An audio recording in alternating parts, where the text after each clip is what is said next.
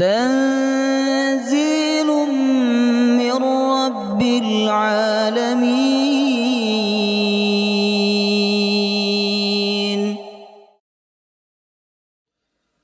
لقد جاءكم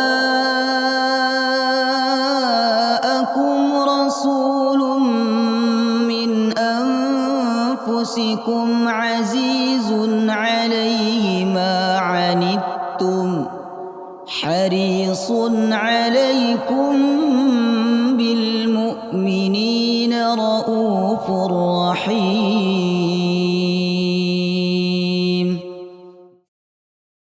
Assalamualaikum warahmatullahi wabarakatuh.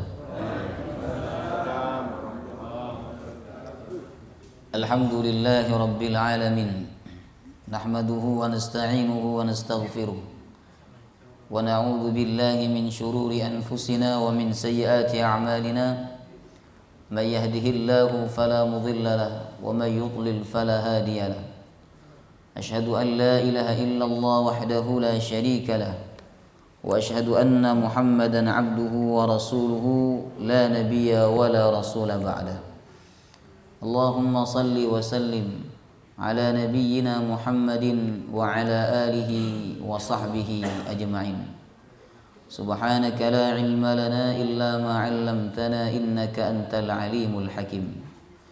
اللهم إنا نسألك علما نافعا ورزقا طيبا وعملا متقبلا آمين يا رب العالمين. Alhamdulillah, segala puji bagi Allah yang senantiasa memberikan nikmat kepada kita semua dengan nikmat yang amat sangat banyak, sehingga apabila kita merenungkan dan membayangkan nikmat-nikmatnya, pastilah kita tidak akan kurang-kurangnya bersyukur kepada Allah Subhanahu wa ta'ala. Memang terkadang Bapak Ibu kita perlu duduk sendiri untuk tafakkur tentang nikmat yang telah Allah Subhanahu wa ta'ala berikan kepada kita. Kita perlu mundur 30 tahun yang lalu mungkin, atau 20 tahun yang lalu, di mana saat itu kita masih belum punya apa-apa. Sekarang di usia 50 mungkin, ada di antara panjenengan usia 40, di antara panjenengan usia 60. Allah Subhanahu wa ta'ala telah memberikan banyak hal. Allah telah memberikan tempat tinggal. Allah Subhanahu wa ta'ala telah memberikan kendaraan. Allah telah memberikan anak-anak yang baik, pasangan yang baik. Ini kalau kita bayangkan jemaah rahimakumullah, akan dapat melembutkan dan meluluhkan hati kita, sehingga kita semakin taat kepada Allah Subhanahu wa ta'ala.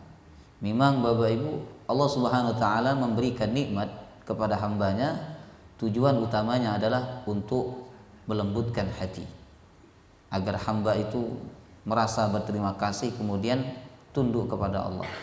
Karena pada dasarnya manusia lembut dengan kenikmatan, siapapun itu. Ya, kita ini Pak, kalau dikasih duit terus sama seseorang, kira-kira hati kita lembut gak kepada orang itu? Hah? Lembut tidak? Lembut Bapak Ibu. Bahasa kita akan berubah, ya kan? Sikap kita akan berubah. Kemudian panggilan kita akan berubah kepada orang itu. Seorang istri yang marah-marah kepada suaminya, diajak bicara tidak mau, ditanya tidak menjawab, disapa tidak menoleh, wajahnya cemberut, kesal kepada suaminya. Ketika sore hari suaminya pulang dari kerja, lalu datang kepada istrinya memberikan uang tunai 10 juta rupiah. Jemaah rahimakumullah, apakah seorang istri itu tetap marah? Maka semuanya akan berubah, jemaah rahimakumullah. Ya kan? Wajahnya akan berubah, bahasanya akan berubah. Yang awalnya ditanya tidak menjawab, justru dia yang bertanya. Ya, begitulah manusia Bapak Ibu. Lembut lunak hatinya dengan pemberian. Tapi sayangnya manusia lembut dengan pemberian orang lain, lembut dengan pemberian manusia. Jarang sekali ada manusia yang lembut dengan pemberian Allah Subhanahu wa ta'ala. Maka jemaah rahimakumullah, hendaklah kita membayangkan nikmat-nikmat yang telah Allah berikan kepada kita sehingga hati kita menjadi lembut. Apabila dengan kenikmatan tidak dapat melembutkan hati kita, maka biasanya Allah akan melembutkan dengan cara yang kedua, yaitu Allah datangkan hukuman, Allah datangkan musibah, Allah datangkan kesusahan, kesulitan. Karena biasanya manusia ini akan mencari Allah, datang kepada Allah, meminta pertolongan ketika dia dalam keadaan sulit. Ya. Tetapi apabila hukuman itu tidak dapat melembutkan hatinya, maka hati-hati. Allah Subhanahu wa taala akan melakukan cara yang ketiga. Dan cara yang ketiga ini sangat berbahaya, Bapak Ibu, yaitu istidraj. Diberi tapi tidak diridhoi, dikasih tapi tidak disayang oleh Allah Subhanahu wa taala. Tidak sholat semakin lancar rezekinya, tidak sholat semakin sehat badannya, tidak puasa, berzina, mencuri, korupsi, tapi aman-aman saja hidupnya. Jemaah rahimakumullah. Sampai ada seorang jemaah bertanya kepada saya, "Ustaz, itu ada seorang pemimpin yang tidak baik, seorang pemimpin yang zalim, tapi kenapa hidupnya sampai sekarang aman-aman saja, bahkan banyak penggemarnya, Ustaz?" Saya jawab bahwa keburukan itu juga punya pengikut. Sebagaimana kebaikan punya pengikut, maka keburukan juga memiliki pengikut, jemaah rahimakumullah. Dan itu adalah istidraj, Bapak Ibu. Ketika Allah Subhanahu wa taala berfirman, "Hatta idza farihu akhadnahum baghtatan fa idzahum mublisun." Hatta idza farihu, ketika dia dalam keadaan bahagia, dalam keadaan bangga dengan hartanya, bangga dengan kedudukannya. Akhadnahum baghtatan, tiba-tiba kami mencabut nyawanya, kata Allah. Fa idzahum mublisun, kemudian dia menjadi mublis. Mublis itu satu akar kata dengan iblis. Iblis maknanya adalah sedikit pun tidak mendapatkan rahmat Allah Subhanahu wa taala. Maka jemaah rahimakumullah, kenikmatan yang Allah berikan kepada kita di dunia ini hendaklah membuat kita lembut, lunak, sehingga kita semakin bertakwa kepada Allah Subhanahu wa taala. Semoga Allah membimbing kita semua untuk menjadi hamba yang bersyukur. Amin ya rabbal alamin. Pagi hari ini kita akan melanjutkan kajian sirah Nabi sallallahu alaihi wasallam. Perjalanan hidup manusia yang paling kita cintai, yang kita harapkan syafaatnya kelak di hari kiamat, Bapak Ibu. Belajar sirah Nabi ini sangat penting, jemaah rahimakumullah. Karena dengan belajar sirah beliau, kita akan semakin cinta kepada beliau. Dan cinta kepada Nabi ini termasuk bagian daripada syarat keimanan.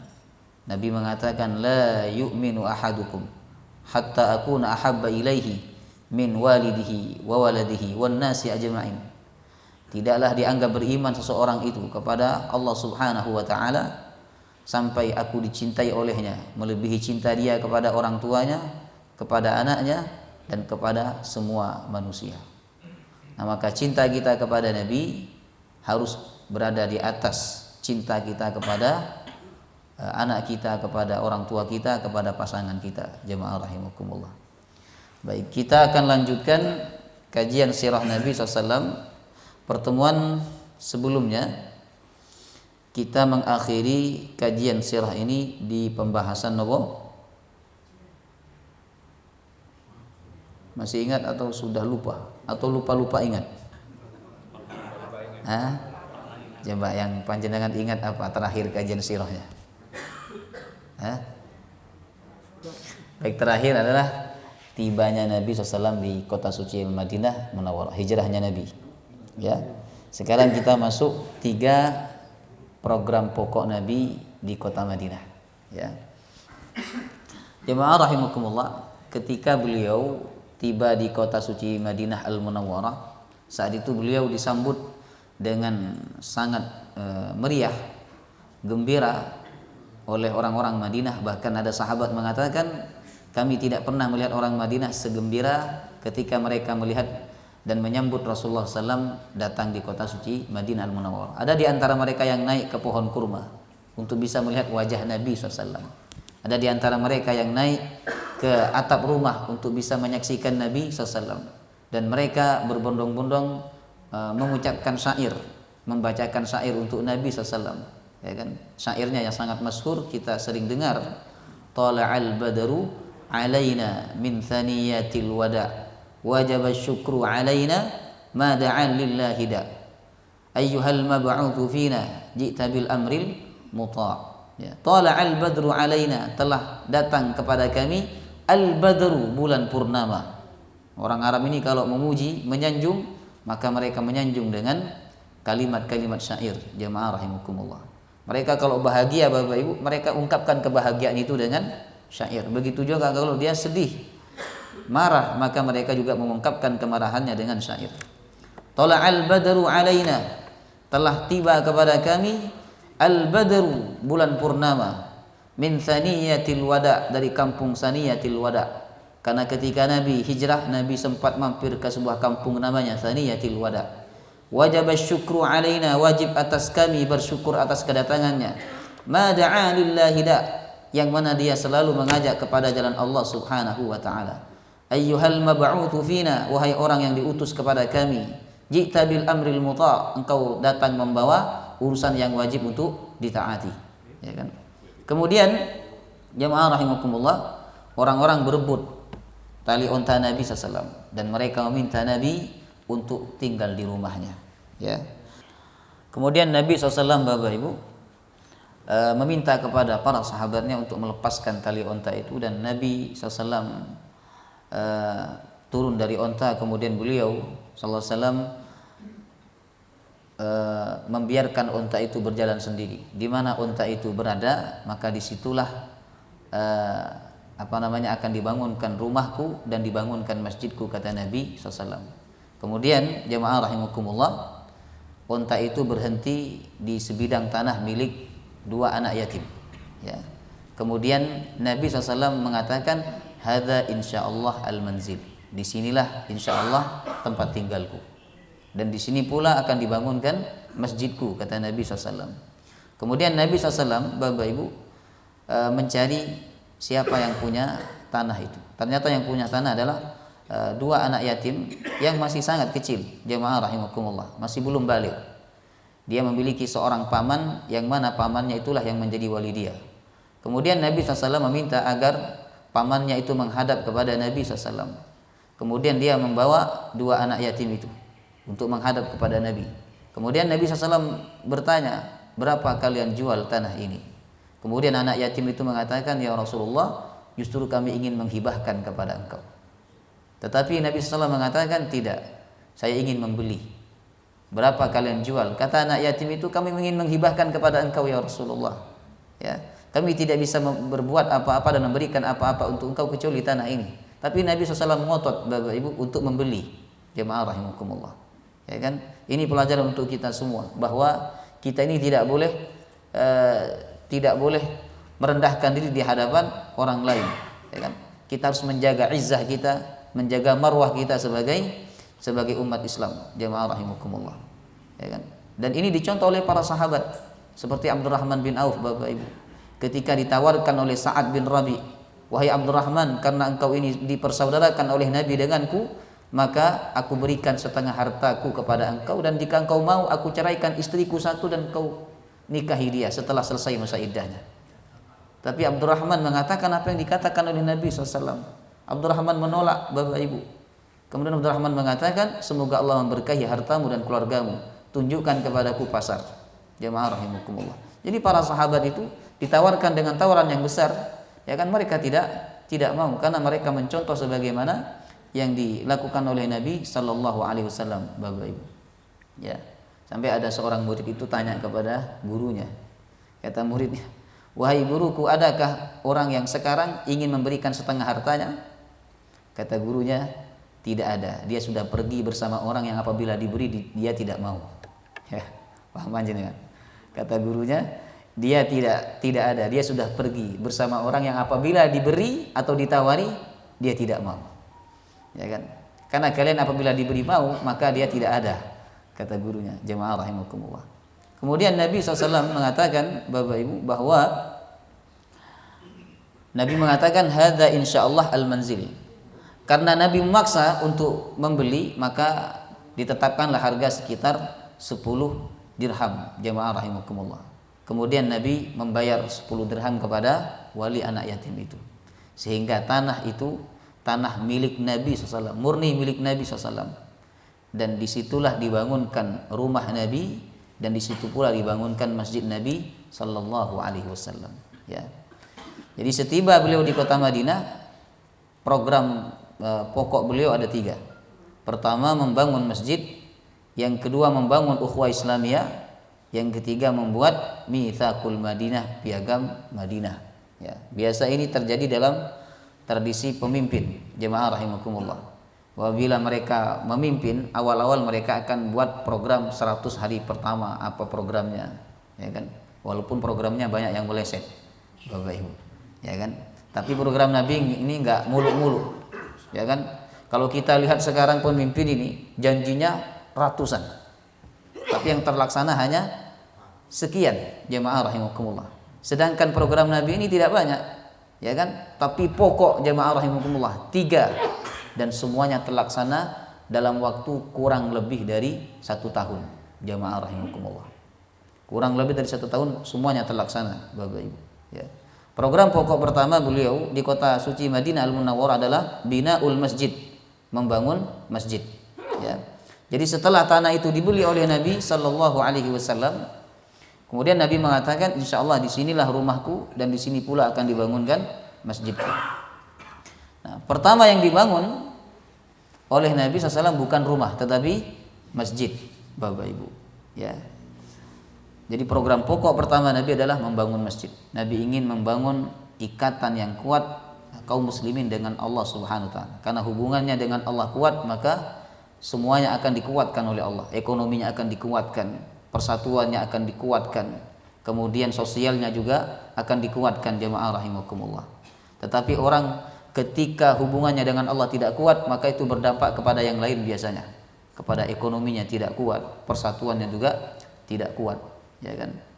Bahkan ada ulama mengatakan jika orang itu sholat, jika orang itu berbuat maksiat, maka ada 2 kemungkinan.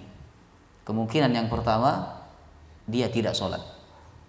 Kemungkinan yang kedua, dia sholat tapi sholatnya banyak sekali yang cacat, banyak sekali yang kurang, sehingga sholatnya tidak berdampak sedikit pun untuk mencegah dari perbuatan maksiat, jemaah rahimakumullah. Jadi hubungan dengan Allah itu harus diperkuat. Makanya pertama yang dibangun oleh Nabi SAW adalah masjid, Bapak Ibu. Ya. Jadi sebelum beliau membangun rumah, terlebih dahulu beliau membangun masjid, jemaah rahimakumullah. Ya. Adapun selama pembangunan masjid dan pembangunan rumah beliau tinggal di rumah seorang sahabat namanya Abu Ayyub Al-Ansari, jamaah rahimakumullah. Karena barang-barang Nabi ada di rumah Abu Ayyub. Jadi ketika orang berebut tali unta Nabi, maka Abu Ayyub langsung mengambil barang-barang Nabi. Abu Ayyub yakin bahwa Nabi akan tinggal sementara di mana barangnya berada. Dan waktu itu Nabi ketika ditawari oleh sahabat yang lainnya, Rasulullah selama rumahnya dibangun, maka panjenengan tinggal di rumah kami, kata sahabat. Kemudian Rasulullah mengatakan, orang itu tinggal di mana barangnya berada. Maka Nabi tinggal di rumah Abu Ayyub Al-Ansari, jemaah rahimakumullah. Waktu itu Nabi memilih tinggal di lantai 1 supaya mudah menemui tamu.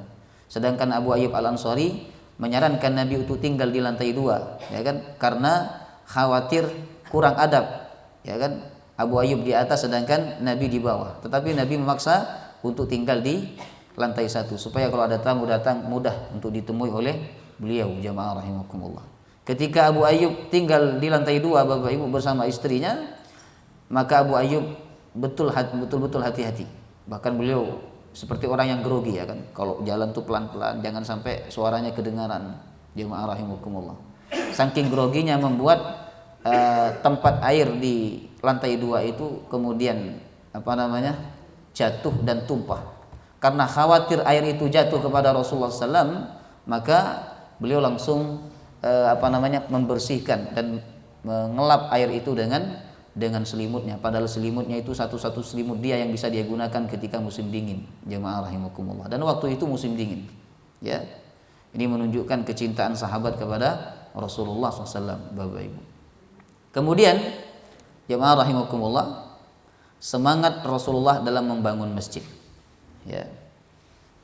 Saat proses pembangunan, Rasulullah sendiri berbaur bersama para sahabatnya, membawa batu bata yang masih mentah dengan penuh semangat. Beliau sambil berkata, hadzal himal la himal Khaybar, hadza abarru rabbana wa athhar.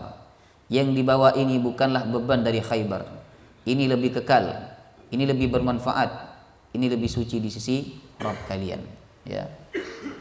Ini menunjukkan bahwa siapa yang ikut kontribusi dalam pembangunan masjid, ya kan, maka dia akan mendapatkan pahala yang kekal, pahala jariah. Jamaah rahimakumullah. Selama masjid itu berdiri dan digunakan untuk beribadah, maka orang yang membangunnya mendapatkan pahala jariah. Kemudian Bapak Ibu, beliau juga berseru, Allahumma innal ajra ajrul akhirah farhamil ansar wal muhajirah. Ya Allah, tidak ada upah kecuali upah akhirat, rahmatilah kaum ansar dan kaum muhajirin.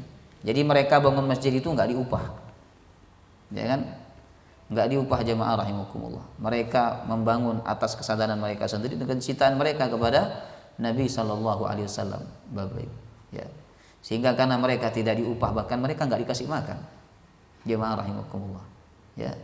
Maka Nabi memotivasi mereka dengan kalimat ini, Allahumma innal ajra ajrul akhirah.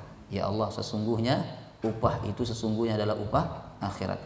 Di dalam hadis yang lain Nabi menyebutkan, Allahumma la ajra illa ajral akhirah. Ya Allah, tidak ada upah kecuali upah akhirat. Jadi kalau kita melakukan suatu amal dan tidak ada orang yang menggaji amal kita, tidak ada orang yang memperhatikan kita, ya kan, maka hendaklah kita mengingat kalimat ini, Bapak Ibu. Allahumma la ajra illa ajral akhirah. Ya Allah, tidak ada upah kecuali upah akhirat. Jadi panjenengan nanti sebagai panitia kurban, ya, yang mana panjenengan tidak dapat apa-apa sebagai panitia, tidak diupah oleh orang yang berkurban, tidak dikasih daging yang banyak oleh orang yang berkurban misalnya, ya kan, sudah panjenengan ingat kalimat ini, Allahumma la ajra illa ajral akhirah. Ya Allah, tidak ada upah kecuali upah akhirat. Sehingga panjenengan tidak mengambil upah dari daging kurban, karena mengambil upah dari daging kurban itu tidak boleh, hukumnya haram. Ya, mengupah tukang jagal dengan bagian dari hewan kurban hukumnya haram. Bahkan Nabi mengatakan fala udhiyatalah, tidak ada kurban baginya. Termasuk juga mengupah panitia. Ya. Masalahnya sekarang ini panitia menetapkan dirinya sebagai orang yang berkuasa atas daging kurban, ya kan, seakan-akan mereka lah yang berkurban. Jemaah rahimakumullah, padahal mereka wakil dari orang yang berkurban, Bapak Ibu. Ya, jadi panitia hendaklah sama nanti bagiannya dengan yang lain, ya. Jangan dibedakan. Oh, ketua panitia 10 kilo, wakilnya 5 kilo, bendahara 3 kilo. Jangan. Itu indikasi upah. Dan mengupah, ngambil upah dari hewan kurban ini tidak boleh. Jemaah rahimakumullah. Antara panitia dengan yang bukan panitia, Bapak Ibu. Kalau orang lain dapat 1 bungkus, maka panitia juga dapat 1 bungkus. Loh, saya kerja Ustaz dari pagi sampai sore, karena sapinya banyak yang disembelih, kerja dari pagi sampai malam Ustaz, masa cuma dapat 1 bungkus, ya kan? Maka kita ingat hadis Nabi ini, Allahumma la ajra illa ajral akhirah. Ya Rabb, tidak ada upah kecuali upah akhirat. Ya. Jika hewan itu nanti bersaksi atas orang-orang yang berkurban, yakinlah Bapak Ibu, mereka nanti akan bersaksi atas panitia kurban, yang mana melalui perantara panitia itu kurbannya orang-orang yang berkurban terlaksana. Jemaah rahimakumullah. Begitu yang harus kita ingat ketika kita melakukan suatu amal, suatu perbuatan sosial, membangun masjid, kemudian menggalang donasi, donasi dan sebagainya. jemaah rahimakumullah, itu kita harus mengingat kalimat ini. Tidak ada upah kecuali upah akhirat.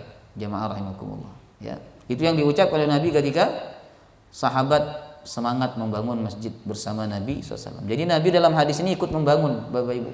Tidak hanya melihat, mendoakan, tapi beliau ikut mengangkat batu bersama para sahabat, ya.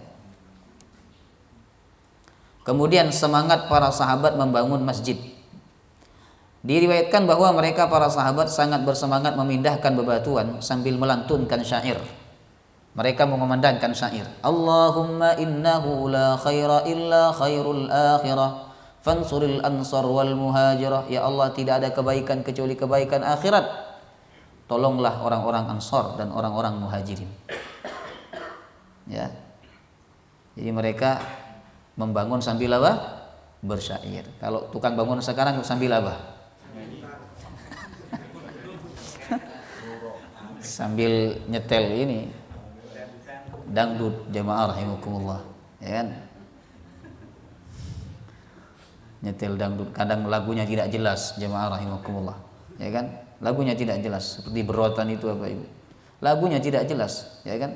Seperti mantra-mantra dan sebagainya, jemaah rahimakumullah. Ya. Kenapa Ustaz tahu? Karena di rumah saya itu, dekat rumah saya itu kadang ada bantengan. Jemaah rahimakumullah. Setiap ada bantengan, saya pasti nginap di hotel Bapak Ibu. Karena tidak bisa nginap di situ. Suaranya sangat mengganggu. Rumah sampai bergetar. Jemaah rahimakumullah. Ya. Tapi alhamdulillah sudah 5 bulan ini enggak ada bantengan lagi. Ya. Ini tergantung ada yang undang misalnya. Jemaah rahimakumullah. Padahal di kota itu harusnya dilarang, ya kan? Tidak boleh di kota itu. Kecuali di kabupaten masih didispensasi di daerah-daerah tertentu Bapak Ibu. Ya. Jadi lagunya tidak jelas, mantra-mantra, jemaah rahimakumullah. Kadang tukang bangunan itu ketika dia kerja sambil nyetel dangdut dan sebagainya. Dan itu tidak ada unsur-unsur akhirat sama sekali. Jemaah rahimakumullah. Nah, tapi para sahabat Nabi SAW ketika membangun masjid Nabi SAW, mereka bersyair, dan syair itu tidak syair yang kosong Bapak Ibu. Syair itu berisi dengan doa. Jemaah rahimakumullah. Allahumma innahu la khaira illa khairul akhirah fansuril ansar wal muhajirah. Dan syair mereka ini tidak menggunakan musik, ya. Jadi ketika sahabat membangun masjid Nabi itu tidak bersyair sambil membunyikan musik atau menabuh gendang, tidak, jemaah rahimakumullah. Orang Arab ini menabuh gendang Bapak Ibu hanya dalam 2 hal. Pertama ketika menyambut kedatangan para pedagang. Yang kedua biasanya mereka menabuh gendang ketika hendak berperang. Jemaah rahimakumullah. Ini orang-orang Arab jahiliyah, ya. Adapun Nabi SAW dan para sahabatnya, mereka hanya bersyair saja, ya. Termasuk sahabat yang sangat semangat membangun masjid Nabi waktu itu adalah Ammar bin Yasir, ya. Yang lain membawa 1 batu, sedangkan dia membawa 2 batu. Jemaah, yang lain memegang dengan 2 tangannya, kemudian dipikul 1 batu, sedangkan Ammar bin Yasir memikul 2 batu. Tangan kanannya dan tangan kirinya membawa batu. Jemaah rahimakumullah, dipikul dengan bahu kanan dan bahu kirinya. Kemudian Rasulullah SAW mengapresiasi apa yang dilakukan oleh Ammar bin Yasir, Bapak Ibu. Rasulullah mengatakan, wahai Ibnu Sumayyah, orang-orang lain mendapatkan 1 pahala, sedangkan engkau mendapatkan 2 pahala. Dalam satu hadis Bapak Ibu, Ammar bin Yasir berkata, ya Rasulullah, 1 untuk saya, 1-nya buat panjenengan. Jadi panjenengan enggak usah ngangkat-ngangkat, duduk aja, saya wakilkan. Tapi Nabi enggak mau. Tapi Nabi SAW tetap ngangkat-ngangkat, ya kan? Ikut membangun masjid, jemaah rahimakumullah, ya kan? Walaupun beliau seorang pemimpin, ya, yang pantas untuk diam duduk kemudian mendoakan para sahabatnya, tetapi beliau tidak melakukan itu Bapak Ibu, ya. Kemudian Rasulullah mengatakan, kelak bekal terakhirmu adalah 1 hirupan susu, dan engkau akan dibunuh oleh seorang kelompok pembangkang. Hadisnya sahih. Dan ternyata benar, ya, di masa pemerintahan Ali bin Abi Thalib, saat Ali bin Abi Thalib konflik dengan Muawiyah bin Abi Sufyan, ya. Itu kalau kita baca sejarahnya kekhalifahan jemaah Allah, ngeri, ya. Tetapi Imam Malik ketika ditanya, Bagaimana pendapat Anda dengan sahabat-sahabat Nabi? Mereka hidup di masa Nabi, mereka melihat wajah Nabi, tapi mereka konflik, bahkan mereka berperang saling membunuh. Apa kata Imam Malik? Walaqad afallah amma salaf. Mungkin mereka sudah bertaubat dan Allah pasti mengampuni dosa-dosa mereka yang telah lalu. Jemaah rahimakumullah. Ya.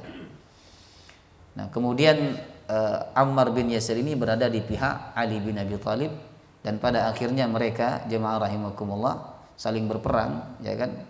Kemudian Ammar bin Yasir dibunuh oleh seorang kelompok pembangkang.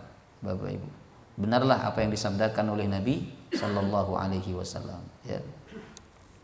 Kemudian konstruksi bangunan masjid. Awalnya masjid tersebut hanya berukuran sekitar 50 kali 50 meter. Ini sebagian pendapat, ya. Sebagian pendapat lain mengatakan kurang dari ini, bahkan ada yang mengatakan lebih dari ini, Bapak Ibu. Kemudian Rasulullah membangun dengan tangannya sendiri, kemudian dibantu oleh para sahabat dan kaum muslimin. Keempat sisi masjid ini terbuat dari batu bata dan tanah, sementara atap masjid terbuat dari daun kurma dan sebagian atapnya dibiarkan terbuka dengan tiang penopang yang terbuat dari batang pohon kurma. Jadi ketika hujan itu airnya masuk. Ketika panas, panasnya masuk.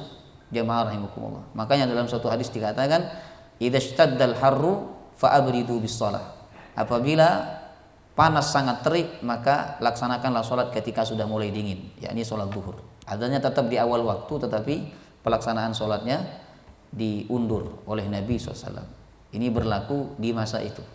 Kalau di masa sekarang tidak, jamaah rahimakumullah. Karena kebanyakan masjid ini ber-AC, Bapak Ibu. Di Masjidil Haram, Masjid Nabawi, bahkan masjid-masjid di sana itu semuanya AC, jemaah rahimakumullah, ya.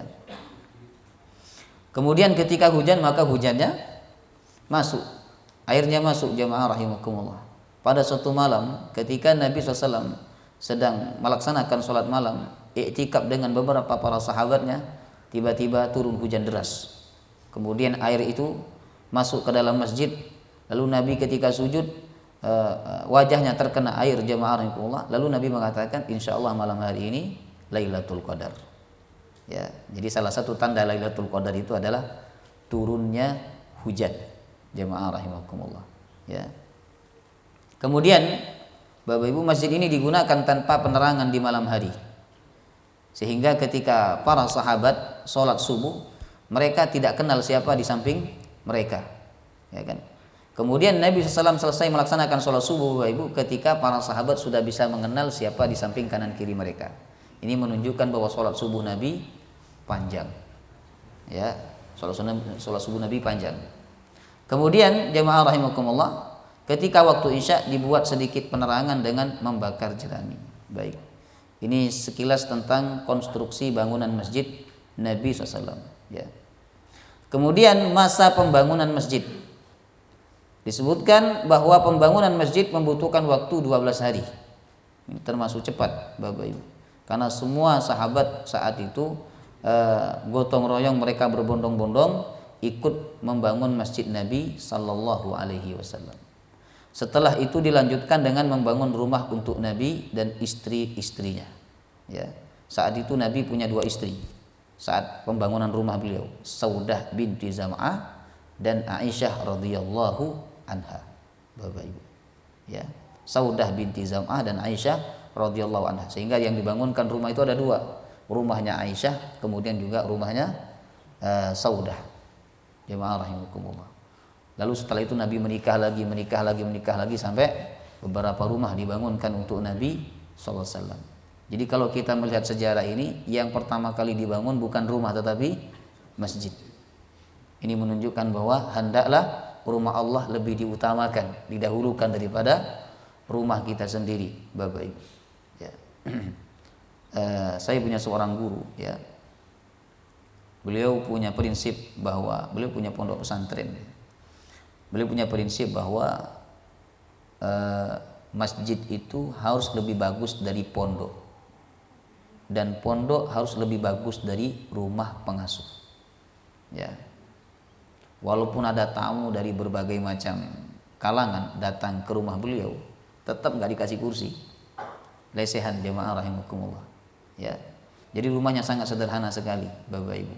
Ya, tetapi pondoknya bagus, lebih bagus daripada rumahnya. Kemudian masjidnya lebih bagus daripada pondoknya. Jemaah rahimakumullah. Jadi rumah Allah ini harus lebih diutamakan. Ya kan? Hendaklah kita malu kepada Allah. Jika kita tinggal di samping masjid, rumah kita besar, rumah kita mewah, sedangkan masjidnya sudah rusak, atapnya bocor dan lain sebagainya. Walaupun Allah itu tidak butuh disembah dengan masjid yang mewah, tetapi hendaklah kita malu kepada Allah ketika rumah kita mewah tapi masjid di dekat kita biasa-biasa saja. Jemaah rahimakumullah. Ya. Kemudian setelah pembangunan masjid selesai, barulah beliau membangun rumahnya. Rumah untuk Aisyah dan rumah untuk Saudah binti Zam'ah. Jadi masing-masing istri itu punya rumah sendiri-sendiri, Bapak Ibu. Tidak digabung menjadi satu. Ini kalau bapak-bapak ingin menikah lagi atau ingin poligami, ya kan, maka hendaklah mengikuti apa yang dilakukan oleh Nabi ini. Jadi masing-masing istri punya rumah sendiri-sendiri. Jangan digabung jadi satu, itu berbahaya. Ya, sangat berbahaya. Jemaah rahimakumullah. Ya kan? Ya, dipisah saja masih konflik, Bapak Ibu. Bagaimana kalau digabung menjadi satu? Tetapi Nabi SAW punya waktu khusus untuk mengunjungi rumah istrinya. Terkadang ketika Nabi berada di rumah Aisyah, maka istri-istri Nabi yang lain berkumpul di situ. Ya, jemaah rahimakumullah. Baik. Kemudian masjid sederhana penuh makna. Bukan karena Rasulullah dan para sahabat tidak mampu untuk membangun masjid besar dan megah, Bapak Ibu. Mampu. Banyak sahabat yang kaya. Utsman bin Affan, Abu Bakar As-Siddiq. Yang mana kalau mereka ini sedekah nggak pakai perhitungan. Abu Bakar As-Siddiq kalau sedekah nggak perhitungan. Sampai ditanya oleh Nabi, wahai Abu Bakar, apa yang kau tinggalkan untuk keluargamu? Kenapa sedekahmu sangat banyak? Jawabannya Abu Bakar, aku tinggalkan Allah dan Rasulnya. Kalau Umar itu masih menjawab, aku tinggalkan setengahnya, Bapak Ibu. Kalau Abu Bakar, aku tinggalkan Allah dan Rasulnya. Jadi sahabat itu kalau sedekah nggak perhitungan. Jemaah rahimakumullah. Tapi kenapa masjid Nabi itu sangat sederhana? Atapnya dari daun kurma atau dari pelepah kurma. Jemaah rahimakumullah. Ya kan, sangat sederhana. Kemudian lantainya masih lantai tanah, pasir, Bapak Ibu. Sehingga ketika Nabi sholat, terkadang Nabi menggunakan sepatu, menggunakan sandal. Jemaah rahimakumullah. Terkadang ada sahabat yang meludah di dalam masjid. Ya, meludah di dalam masjid. Jemaah rahimakumullah. Dibersihkan oleh seorang wanita, ya kan? Ketika wanita itu meninggal dunia, Nabi mendoakan dia. Karena dia suka membersihkan dan merapikan masjid. Jemaah rahimakumullah. Ya. Bahkan saking sederhananya masjid Nabi itu, sampai ketika ada orang Badui datang ke Madinah, kemudian dia kebelet nyari tempat kencing tidak dapat yang tersembunyi, akhirnya dia masuk masjid, kemudian kencing di pojokan masjid, Bapak Ibu. Ya karena masjid itu bangunan sangat sederhana. Mungkin orang Arab Badui saat itu mengira itu bukan masjid, bukan tempat ibadah. Jemaah rahimakumullah. Sangat sederhana sekali, Bapak Ibu. Ya. Apakah Rasulullah itu tidak mampu untuk membangun masjid yang mewah? Mampu, jemaah rahimakumullah. Tapi Rasulullah SAW justru memerintahkan para sahabatnya untuk membangun masjid dengan bentuk yang sangat sederhana, Bapak Ibu. Bahkan sahabat ada yang bertanya, tidakkah kita memberinya atap sehingga masjid ini tidak kepanasan ketika panas dan tidak kehujanan ketika hujan? Kemudian Rasulullah SAW menjawab, berilah atap seperti atapnya gubuk Musa yang terbuat dari ranting-ranting kecil dan anyaman pelepah. Masalahnya ini harus cepat rampung, kata Nabi Sallallahu Alaihi Wasallam, Bapak Ibu. Dan masjid itu tetap dalam bentuk seperti itu sampai masa Khalifah Abu Bakar, tanpa penambahan ataupun perubahan sedikit pun, jemaah rahimakumullah. Baru di masa Umar ada perubahan sedikit, dan perubahan besar-besaran ini di masa Utsman bin Affan radhiyallahu anhu. Ya, jemaah rahimakumullah. Jadi masjid Nabi ini sangat sederhana, Bapak Ibu. Bahwa Nabi SAW memberikan pelajaran kepada kita, makmurnya masjid itu bukan dilihat dari bangunannya, tetapi ibadah yang dilakukan di dalamnya. Ya, itu namanya makmur. Walaupun masjidnya gede, AC-nya banyak, kemudian karpetnya sangat lembut, tetapi ibadah di situ sangat jarang sekali dilaksanakan. Kadang hanya duhur dan asar saja, atau maghrib dan isya saja ada berjamaah, selainnya tidak ada. Pengajian-pengajian juga tidak aktif di situ. Kemudian kegiatan-kegiatan ibadah yang lainnya juga tidak aktif. Maka masjid seperti ini tidak bisa disebut dengan Baitul Ma'mur, rumah yang makmur. Jemaah rahimakumullah. Ya. Kemudian yang kedua, Nabi ingin memberikan pelajaran kepada kita bahwa Allah itu tidak butuh disembah dengan bagusnya masjid. Walaupun masjidnya sederhana, maka itu sudah cukup, ya, sudah cukup bagi Allah Subhanahu wa taala agar hambanya melaksanakan ibadah dan menyembah kepada Allah Subhanahu wa taala. Bapak Ibu, ya. Apakah tidak boleh membangun masjid mewah besar? Boleh, jemaah rahimakumullah. Walaupun Nabi mengatakan bahwa orang berlomba-lomba membangun masjid Mekah itu bagian daripada tanda kiamat, tapi kiamat kecil, tanda kiamat kecil. Tanda kiamat itu ada 3, jemaah rahimakumullah. Ya kan? Tanda kiamat kecil itu yang sudah lewat, yang sedang dialami sekarang, dan yang akan terjadi. Ya kan? Tanda kiamat kecil itu ada 3. Yang sudah lewat diantaranya adalah diutusnya Nabi SAW, terbelahnya bulan di masa Nabi SAW. Jadi tanda kiamat itu tidak selalu jelek, Bapak Ibu. Diutusnya Nabi baik atau tidak? Baik, jemaah rahimakumullah. Kemudian pengembala kambing berlomba-lomba membangun rumah besar, ya kan? Dan itu sudah terjadi. Baik, jemaah rahimakumullah, ya kan? Termasuk juga tanda kiamat yang sudah terjadi, orang berlomba-lomba membangun masjid, membesarkan masjid. Jemaah rahimakumullah. Itu tanda kiamat yang baik, Bapak Ibu. Ya, ada tanda kiamat yang sedang terjadi sekarang, yaitu maraknya perzinahan, maraknya pembunuhan. Dan ada tanda kiamat kecil yang akan terjadi. Kalau kecil ini masih kiamat masih jauh. Ya, masih jauh jemaah rahimakumullah. Tanda kiamat kecil yang akan terjadi yaitu laki-laki 1:50 perempuan.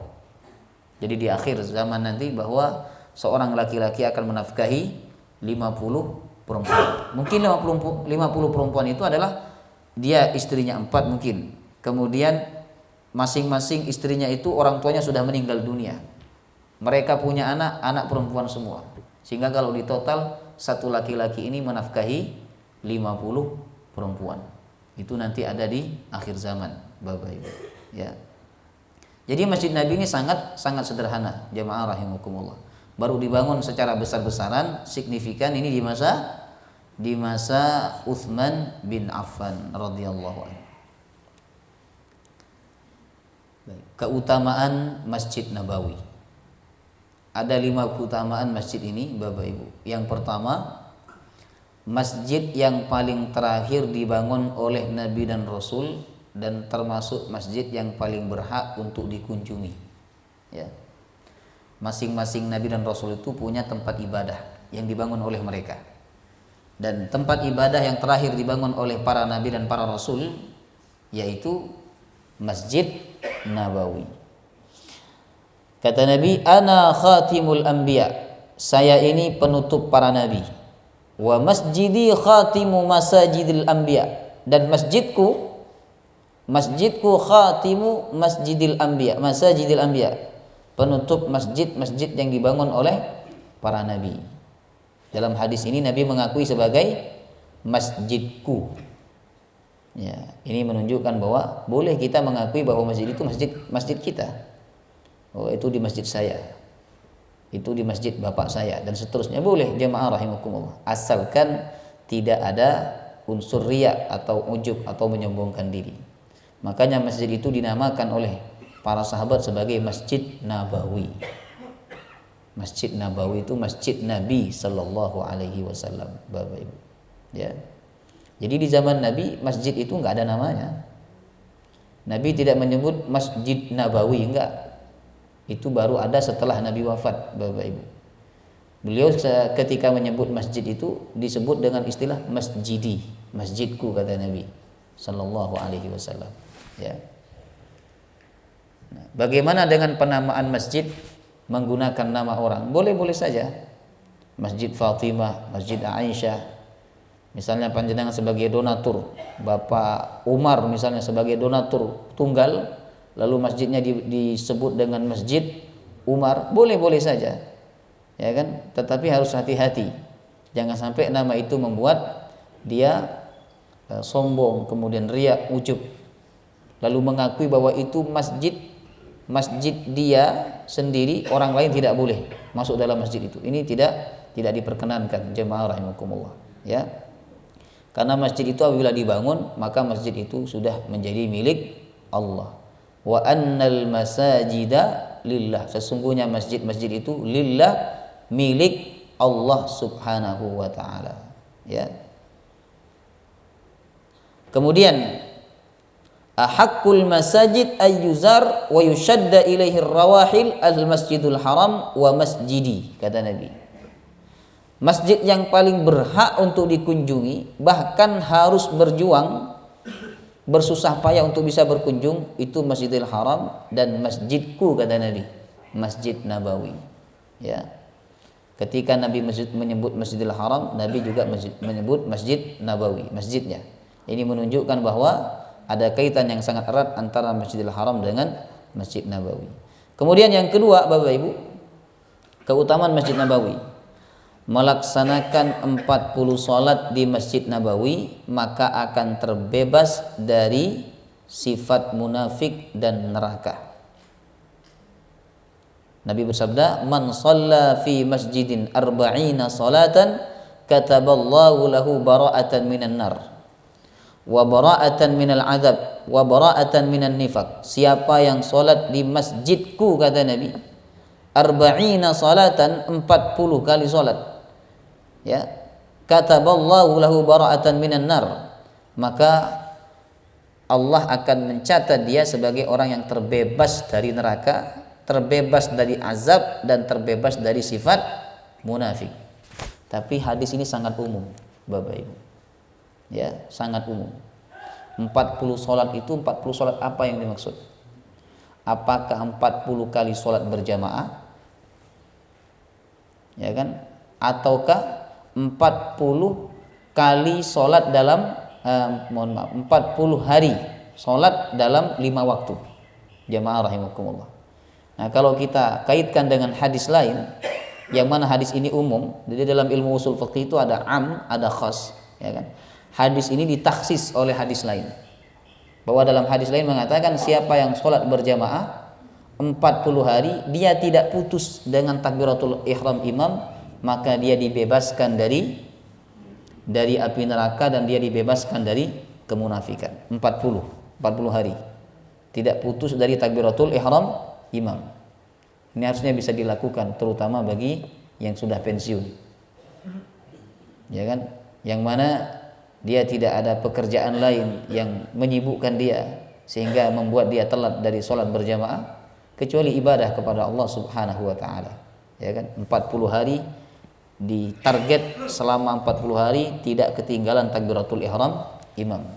Nabi menjamin dia selamat dari azab dan juga selamat dari kemunafikan. Walaupun hadis ini, Bapak Ibu, ada juga sebagian yang mengatakan ini bukan 40 hari tetapi 40 kali sholat. Makanya ada program arba'in. Ada sebagian travel umroh itu membuat program arba'in, 40 kali sholat, berarti berapa hari itu? Tinggal di Madinah, jangan putus takbiratul ihram bersama imam, ya kan, selama 8 hari, baik zuhur, asar, maghrib, isya maupun subuh, jemaah rahimakumullah. Kalau mengikuti keumuman hadis ini, bara'atan minan nar wa bara'atan minal azab wa bara'atan minan nifaq. Tapi kalau kita menghubungkan dengan hadis yang lain yang mentaksis hadis ini, sesungguhnya yang dimaksud itu adalah 40 hari. Jadi 40 hari tinggal di Madinah, tidak putus takbiratul ihram bersama imam, ya kan, maka dia termasuk orang yang dibebaskan dari api neraka dan dari kemunafikan, jemaah rahimakumullah, ya. Apakah ini hanya berlaku di Masjid Nabawi? Tidak. Ini juga berlaku di masjid lain, Bapak Ibu. Baik itu perbedaan pendapat, ya. Kemudian yang ketiga, belajar di Masjid Nabawi seperti berjihad di jalan Allah. Subhanallah. Makanya banyak kalau umrah jangan lupa menyempatkan diri untuk ikut majelis taklim di sana. Karena ada ustadz khusus yang ditugaskan berbahasa Indonesia di Masjid Nabawi, Bapak Ibu. Ya kan? Kalau yang berbahasa Arab mungkin panjenengan hadir tapi tidak paham. Ya kan? Nah, ikut majelis di sana. Kata Nabi, man dakhala masjidana hadza liyata'allama khairan aw liyu'allimahu kana kal mujahid fi sabilillah. Siapa yang masuk ke masjidku, kata Nabi, masjid kami ini, untuk belajar kebaikan atau mengajarkan, maka dia seperti orang yang berjihad di jalan Allah Subhanahu wa taala. Ya.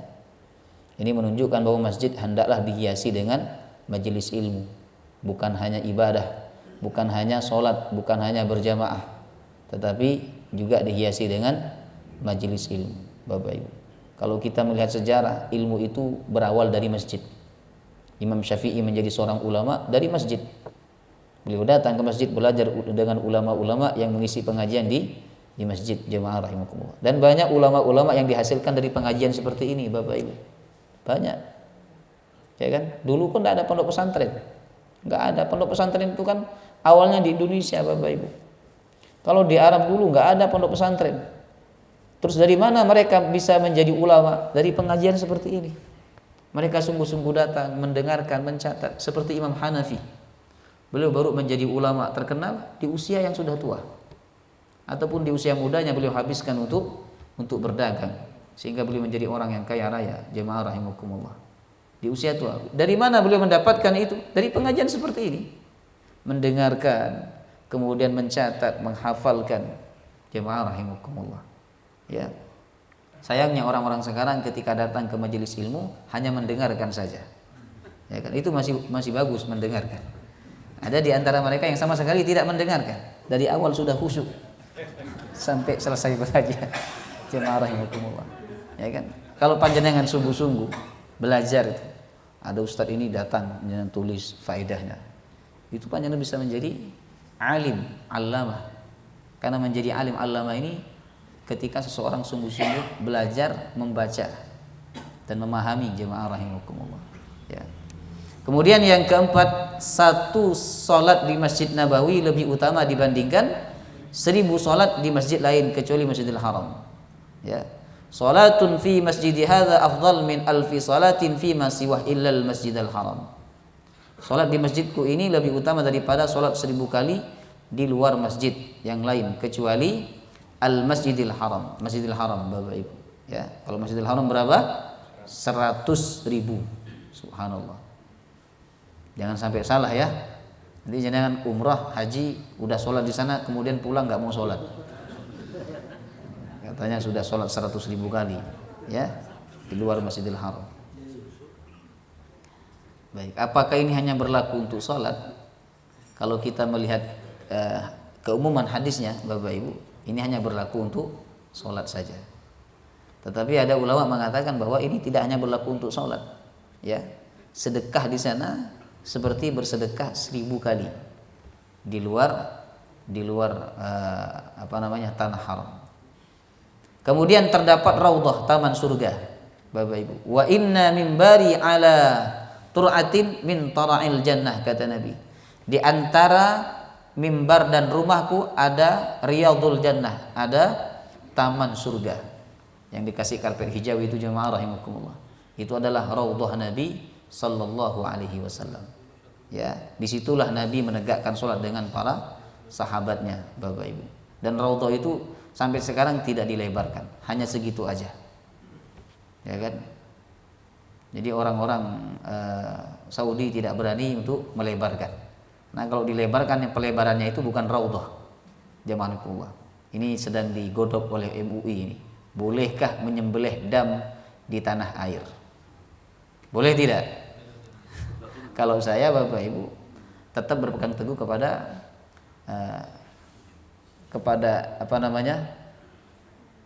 inti dari pelaksanaan haji itu kan di tanah haram. Jadi semua hal-hal yang berkaitan dengan haji harus dilaksanakan di tanah haram, termasuk penyembelihan dam, jamaah rahimakumullah. Ya kan? Termasuk penyembelihan dam. Baik. Tapi kalau MUI mengatakan boleh disembelih di tanah air, ya, tanah halal, ya itu Silakan mereka bertanggung jawab nanti di hadapan Allah atas pendapatnya. Yang jelas mereka adalah para ahli, Bapak Ibu. Tetapi kalau kita mengacu kepada pelaksanaan haji itu sendiri harus dilaksanakan di tanah haram, maka semua seluruh ritual yang berkaitan dengan haji itu harus ditunaikan di tanah haram. Jemaah rahimakumullah. Ya. Kecuali ada dalil mengatakan boleh ditunaikan di luar tanah haram. Ya. Baik. Jadi raudhah itu termasuk min riyadil jannah. Makanya ketika kita memasuki raudhah, Bapak Ibu, kita akan mendapatkan ketenangan. Apalagi di samping raudhah itu ada makbarah atau makam Nabi sallallahu alaihi wasallam, sehingga bertambah ketenangan. Dia merasa dekat dengan Allah dan dia juga merasa dekat dengan Nabi sallallahu alaihi wasallam. Ya. Ini tambahan ya, fungsi masjid di zaman Nabi. Ternyata tidak hanya untuk ibadah. Di tempat itu Nabi menerima duta-duta yang diutus. Menjadi pusat pengobatan, menjadi tempat menahan para tawanan perang, menjadi pusat penggubahan syair, menjadi pusat pembelajaran kaum muslimin, menampung kaum muhajirin yang miskin dan masih lajang yang belum bisa membuat tempat tinggal sendiri. Mereka dikenal dengan ahlus suffah. Jadi banyak sekali fungsinya. Tidak hanya untuk belajar, tidak hanya untuk ibadah, tapi masjid juga digunakan oleh Nabi untuk menemui tamu, Bapak Ibu, menerima utusan dari berbagai macam kalangan. Jemaah rahimakumullah. Ya. Dan ada tempat khusus untuk ahlus suffah. Ya, sahabat-sahabat yang miskin, mereka tidak punya rumah, tidak mampu menikah, maka mereka tinggal di masjid. Ini terakhir pelajaran yang dapat kita ambil. Pertama, mayoritas ulama ahli fikih berdalil dengan perbuatan Rasulullah yang membeli tanah milik anak yatim melalui wali mereka, bahwa akad anak yang belum balik pada harta yang dia miliki itu tidak sah. Tidak sah. Jadi kalau kita beli tanah bertransaksi dengan anak yang belum balik, transaksinya tidak sah, Bapak Ibu. Kecuali kata ulama modern, transaksi yang ringan, yang mana anak itu tidak akan salah. Ya kan? Misalnya beli garam atau beli beras atau beli minyak, ya kan? Walaupun misalnya belum balik, yang mana harga itu sudah diketahui oleh banyak orang, jemaah rahimakumullah, maka ini diperbolehkan. Adapun transaksi yang besar, menjual tanah, menjual rumah, maka tidak boleh bertransaksi dengan anak yang belum balik. Ya. Kemudian yang kedua, perintah Rasulullah menggali kuburan lama menunjukkan bolehnya menggali kuburan yang lama itu dan membangun masjid di atasnya jika tanahnya sudah bersih. Jadi Nabi ini membeli tanah kuburan. Ternyata tanah itu, Bapak Ibu, ya, milik anak yatim, tapi juga dibuat oleh beberapa orang untuk menguburkan mayat di situ. Maka setelah dibeli oleh Nabi, kuburannya dibersihkan. Jemaah rahimakumullah. Ini diperbolehkan ya, diperbolehkan. Ya. Jadi memindah kuburan itu diperbolehkan jika ada kemaslahatan yang lebih tinggi daripada kuburan di situ. Kemudian yang ketiga, tanah yang ada kuburannya masih boleh dijual dan masih menjadi hak yang memilikinya dan ahli warisnya jika tanah itu belum diwakafkan. Boleh. Misalnya panjenengan punya tanah, lalu ada orang bingung menguburkan jenazah, tidak ada tempat, lalu panjenengan udah kuburin di tempat saya aja, ya kan? Tapi bukan tanah wakaf, masih tanah milik sendiri, maka tanah itu boleh dijual sak kuburannya, boleh, ya kan? Dan apabila orang yang membelinya itu meminta agar kuburannya dibersihkan atau dipindah, itu haknya dia. Jemaah rahimakumullah. Ya. Kemudian yang keempat, berlomba-lomba dalam membangun masjid karena masjid merupakan salah satu aset amal jariah.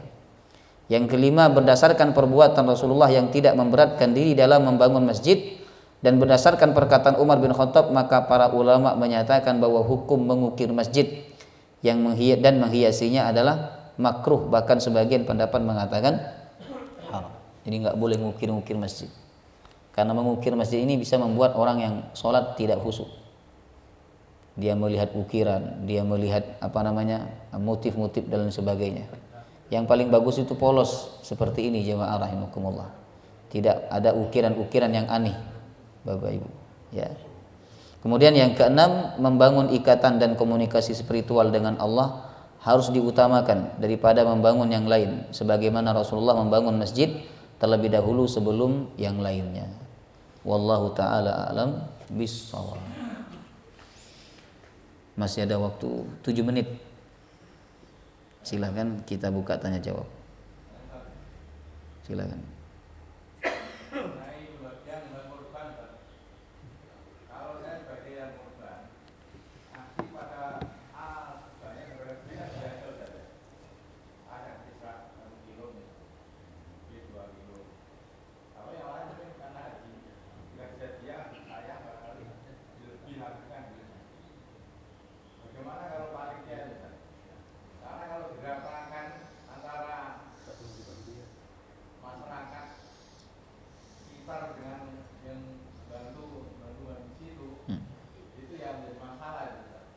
Masalahnya apa itu?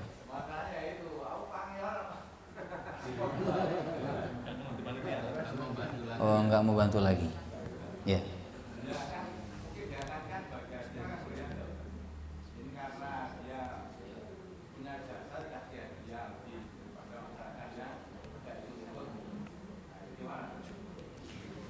Baik ya.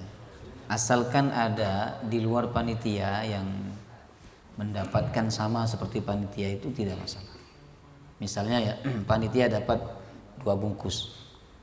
Ternyata selain panitia ada yang dapat 2 bungkus juga. Siapa? Ustadz atau ketua takmir atau ketua PCM, ketua CMM dapat 2 bungkus. Ini sebagai hadiah. Nah, maka yang diberikan kepada panitia 2 bungkus itu juga hadiah. Tapi kalau khusus panitia, ini ada indikasi upah. Dan itu tidak diperkenankan ya, mengupah dengan hewan kurban. Karena kamu jadi panitia, jadi saya kasih kamu sekian-sekian. Jadi usahakan selain panitia ada yang mendapatkan sama seperti panitia, sehingga itu tidak terkesan upah, tetapi hadiah. Jemaah rahimakumullah. Ya, saya yakin ada yang lebih banyak dapatnya daripada panitia. Siapa? Mungkin ustadz atau mungkin kiai atau mungkin ketua-ketua dan lain sebagainya. Ya kan? Karena orang panitia ini pada umumnya kalau ngasih sama ustadz kan sungkan ngasih 1 kantong. Yang dikasihnya 2 kantong, 3 kantong, Bapak Ibu. Ya kan? Maka para ustadz tidak boleh tamak ya. Kalau dapat daging banyak, bagilah kepada orang lain. Jangan dibawa ke pasar gadang, dijual. Boleh enggak? Boleh, tapi itu tamak namanya. Jemaah rahimakumullah. Ya. Bayangkan kalau ustadz itu ngisi di 20 masjid. Dan masing-masing masjid ngasih 3 kilo. Tinggal kalikan 3 kali 20. Bapak Ibu. Wallahu taala alam. Ya. Baik. Mari sama-sama kita tutup dengan doa kafaratul majlis. Subhanakallahumma wa bihamdika asyhadu an la ilaha illa anta astaghfiruka wa atubu ilaik. Wassalamu alaikum warahmatullahi wabarakatuh.